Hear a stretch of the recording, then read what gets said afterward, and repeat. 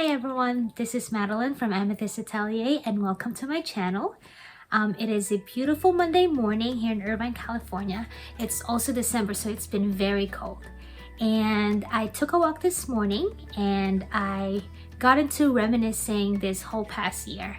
Since it is the end of the year, I started just remembering everything that happened this year, and definitely one of the highlights for me this past year 2022, is experiencing doing live events by joining craft shows. They're also known as pop-up markets. Basically, they're live events in the community where you as a small business owner get to have a table or a tent, basically your own space, so you can showcase your product to everyone. And it's a good chance for the community to get to know you, and also for you to get to know them, and also to get to know other vendors as well. And so yeah, that I would say is one of my highlights for this year. So in this video, I am going to share you guys what I've experienced, how I got started with the whole thing, my preparations leading up to my first live event, and also I'm going to offer you my top 5 tips for you if you'd like to do the same thing. So hope you enjoy!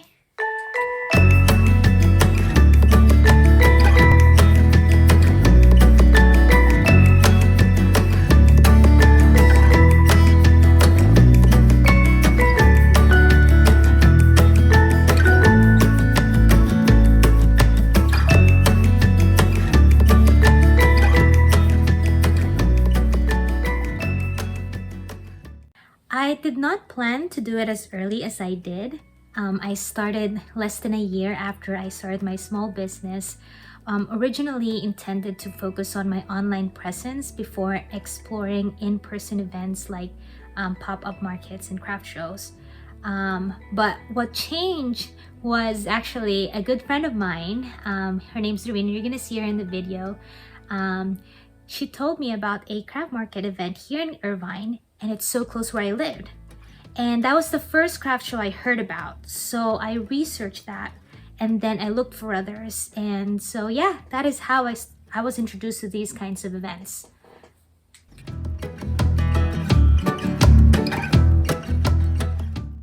Okay, so tip number 1, do as much research as possible.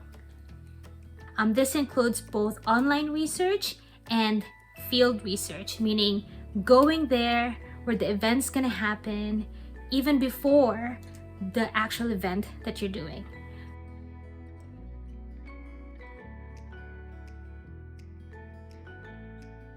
For online research, it'll be good for you to know what are the requirements to participate in this event. What is the application process like? How much will it cost? Some events are free. Some of them does require you to pay a fee. Some events also, I've heard, although I haven't experienced it yet, takes a certain amount of your profit for the day. And so yeah, just know coming in how much the cost would be.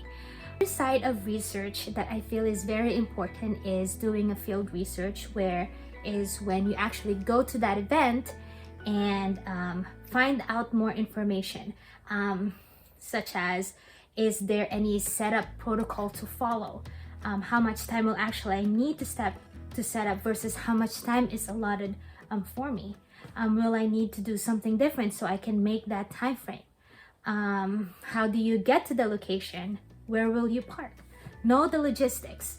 It's actually very important to know these things. It may not seem at the time, but even the smallest thing can actually affect your entire experience in the event. Will you need to park before you can transport your materials from your car to your table location? Or is it okay to just drop it at the location? Things like that. It will give you a better sense of how long it will actually take you to set up your table, so you won't be wasting any time trying to figure things out.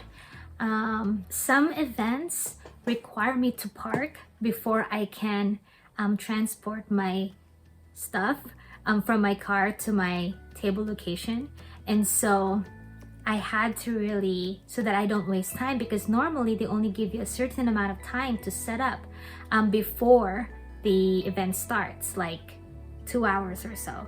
And so I try to figure out what would be the best route from where I'm gonna be parking to my location without damaging my products and also without hurting myself. So yeah, those kind of things you won't really know unless you're there in that place.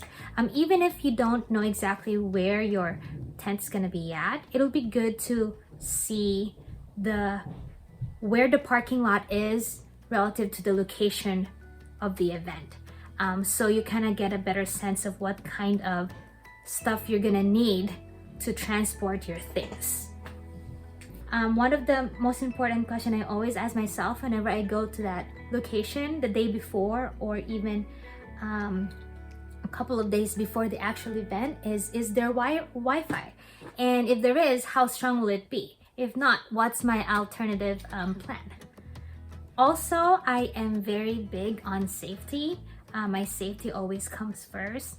And so I always visit a location beforehand to make sure that I would feel safe being there. There are times when I do a live event with my husband or a friend, but there are also times when I would just be there by myself. And so I want to make sure that I would feel safe there by myself.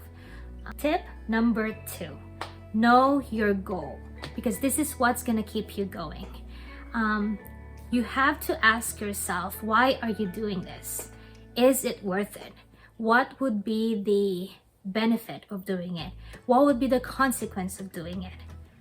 Although I needed to know if I could profit from this event, like if I'm even gonna earn any money, mainly my goal is not to get profit, but mainly to gain information that I can use to improve my business plan and to improve my product design. And that for me, honestly, was priceless. And this include information such as what kind of vendors are out there right now, what's the product demand for my crafts, what's the price range for similar or different products that there are, and also how harsh is the competition? Is there even a competition? You know, like these are things that really convinced me it would be good for me to do a live event, even though I was just starting as a small business owner. I really valued information. In order of priority, my goals were actually as follows. 1, I wanted to learn and get as much information as possible to improve my business plan and my product design. For my business plan, I didn't really know where I was in the market. And so it's hard to kind of gauge where you want to be if you don't even know where you're at. And so I used all the information as much as I could get from doing these live events to give me more insight on that. And also I used those information to see how people actually liked my product. So I would really have conversations with my customers. And this helped me figure out how to improve my product design. So that's my first goal. My second goal is to get reviews because my website, I don't sell in Etsy, or at least right now. Currently, I'm not selling in Etsy. I'm mainly selling on my my website that I made myself through Shopify, and I needed reviews. And so I needed to get some traffic in to my site, and so I used this live events to encourage the customers to leave me a review. And the third, which is actually tied to my third goal, which is to build up my email subscription list. I wanted more connection, and you know, it slowly builds up when you're starting a small business. Your email list grows, but it's really slow compared to if you just go out there in the craft show. And I don't know, my email list just kind of got bigger faster because of this live events, and it was very, very helpful.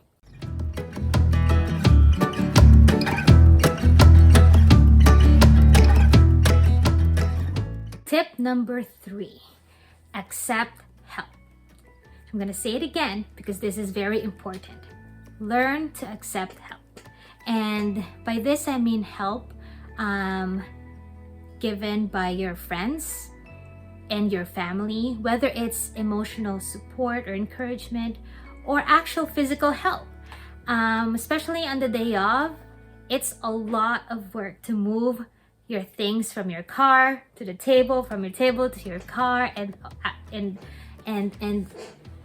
on top of all that, you have to have enough energy to interact with people and make sure everything goes on smoothly.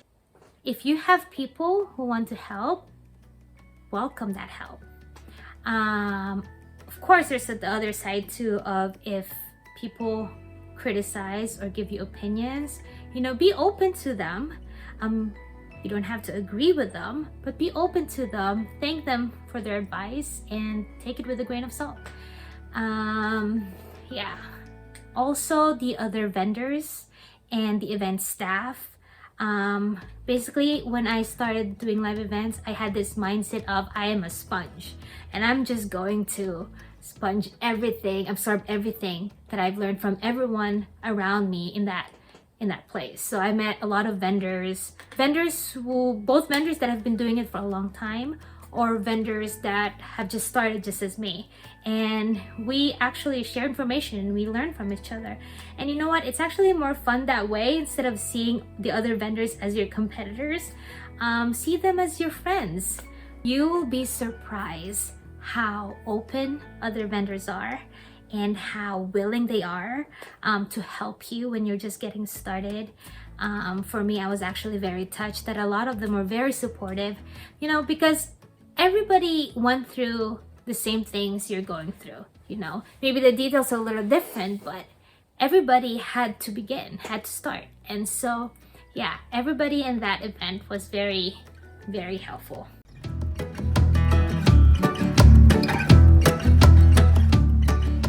Tip number 4, be yourself and have fun. Honestly, there's no point in doing this if you're just going to be overwhelmed with all the work and exhausted at the end of the day, because it is a lot of work and it could be exhausting. But don't forget to have fun. For me, the reason why I do what I do is because I love doing it, and it just defeats the purpose if I do this market and I don't enjoy it. You know, don't give yourself unnecessary burden. Just enjoy.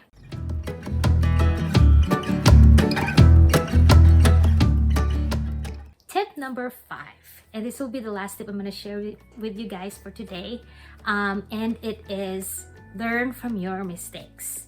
And actually, that's part of the reason why I'm doing this video, is because years from now, okay, maybe not years from now, but maybe a long period of time from now, I would like to look back at this video and see and compare my experience in the next following years. So for now, these are the things that stood up for me, the best top 5 things that I've learned that I'm sharing with you. But you know, it could change, or there could be more things I'll learn as I continue to do this. And so yeah, I'm really big in I would say I'm a visual learner, but I'm also a kinesthetic learner. I learn as I do things. I think also a lot of my even my art process, I learn as I go. I take it a step at a time, and I'm just always open for people's feedback.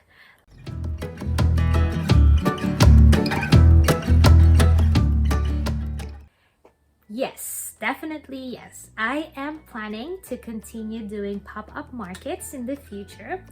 Most likely, I'm going to continue joining Modern Makers Mart in Woodbury, and I think they started doing one in Tustin as well. I am very excited to get back. I haven't been there for a couple of months, and I actually might not be able to do it anytime soon, but I am planning to do a comeback. Maybe mid 2023. Yeah, I'm not sure if I'm actually going to share this, but in case I do, we're expecting, and so I'm gonna take a couple of months break from doing live events, and we'll focus on my online store and my vlogs. But yeah, I'm still around. You guys can still come to my website at amethystatelier.com. The store is not closed.